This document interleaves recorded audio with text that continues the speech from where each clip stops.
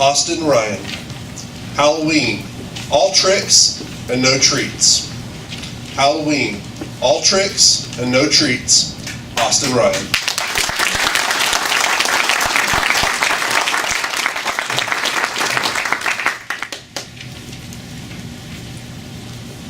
Halloween is the worst holiday ever.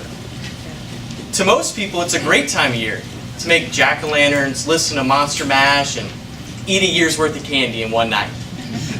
For me, it's more like a never-ending dream that lasts all day and all night. And that's because Halloween has caused some of the most traumatic experiences in my life. I know what you're thinking, Austin, trauma's not funny. What are you talking about? Well, let me reassure you, there's no death nor injury in this story, except to my pride and my derriere. Now, I know that sounds a little strange, but give me a chance to explain and tell you what it is that Halloween did to me to make me despise it so much. The best place to start at is ground zero, where this all began. It was my junior year of high school in Indianapolis, Indiana, where I was for a club that I participated in. One night we had some downtime, so an advisor, 3 girls and myself decided, let's go to a haunted house. I'd never been before. I thought, why not? Now, before I go on, who in the audience has ever been to a haunted house before, or at least have heard of them and know what they're about? Okay, great.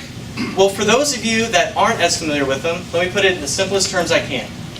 It's a themed house with actors whose sole purpose in life is to scare you so bad that you want to go running home crying to your mama. And the worst part about it is you have to pay to do it.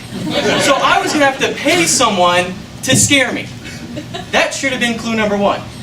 Clue number 2, which should have been when I found out that the haunted house they wanted to go to was not only a nationally recognized haunted house, but the actors were allowed to touch and grab you. And we had to sign waivers saying they weren't responsible for injuries. Now, if you know me, I don't do scary, so this didn't sound like a good idea at all. But I wasn't about to tell these girls I was with that I wasn't up to the task to lead them to this haunted house. So we start to go through, and it's pitch black inside, and people are touching us and grabbing us, and on the outside, I'm trying to be a cool customer. Like, is this all you got? House? Come on. But on the inside, I was like, this is where I'm gonna die! This is awful! Somebody come get me, please! But I couldn't share that side of how I was feeling. And I was holding it together really well until we reached these 2 large doors that I opened up. And standing inside were these 2 young witches. And they're around our age, and I have to admit, these were some fairly attractive witches, which was a nice change of pace compared to everything we've seen up to this point. And they actually walked over to me, and they grabbed me by the arms and said, we want to take your leader. And I'm thinking, all right, cool guys, I'm going to go with him. Don't worry about me. Good luck trying to survive the rest of this place.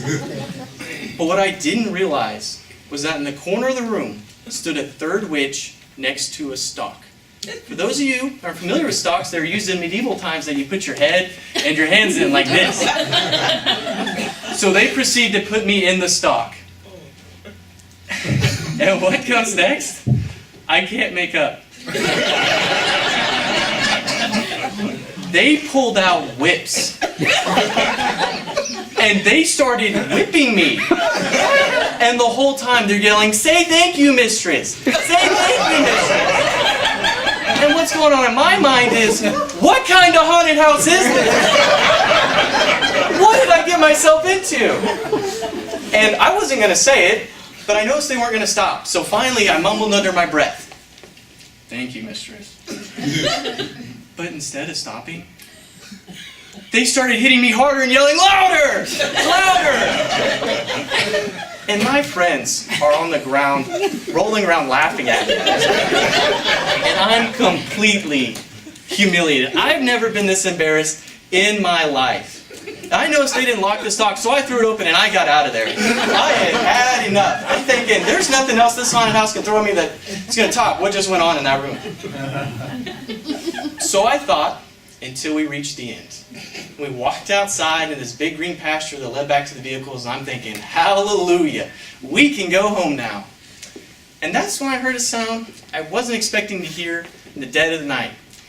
That was the sound of a chainsaw being revved up by a masked man coming screaming through the woods at us. Now this is where fight or flight kicks in. Most guys would have told the girls to make a run for the vehicle. Why? Fight off this mass feed. That's not quite what happened. I chose the latter, and I took off at the fastest sprint I ever ran straight to the vehicles. If you weren't paying close attention, you might have thought I was Usain Bolt. I was out of there. In the short time it took me to get back to the vehicle, I decided I was done with Halloween, and I wasn't coming back to no haunted house. Fast forward a few years, where do I find myself at? But yet another haunted house. I let my girlfriend convince me it was a good idea to go back. With her little sister from Big Brother Big Sister, and one of her friends. Now I had some time to let some emotional wounds heal, and I thought I'd give it another shot. And as we're going through, it's actually not that bad. And I'm thinking to myself, maybe haunted houses aren't as bad as I thought. Until we reached this narrow hallway. And standing in the middle of that hallway is a man with a chainsaw. Really? A chainsaw? Of everything you could have put in the middle of this room, you picked a man with a chainsaw, not a werewolf, monster, debt collector, dentist with the whirling tools that nobody likes the sounds of. But really, chainsaw, come on! And the girls I was with went by him just fine. As if they knew the guy. How you doing, sir? Good to see you. Me, on the other hand, I'm frozen in fear. I can't move. As if my body thought if I just shut down, all this bad stuff was going to go away. But to add salt to the injury, I had those two 12-year-old girls over here yelling at me, Austin, quit being a baby! Come on, you're slowing down! And my girlfriend over here laughing at me hysterically because these junior high girls are making fun of me. So finally, I muster up the strength to get by the guy. And now at this one, they're not allowed to touch you. But seeing how spooked I was by him, as I was walking by, he gently nudged me with his chainsaw. And I almost lost it. It was at that time I decided I was done with Halloween, and I was done with haunted houses for good, because for me, Halloween's been all tricks and definitely no treats. Mr. Joseph.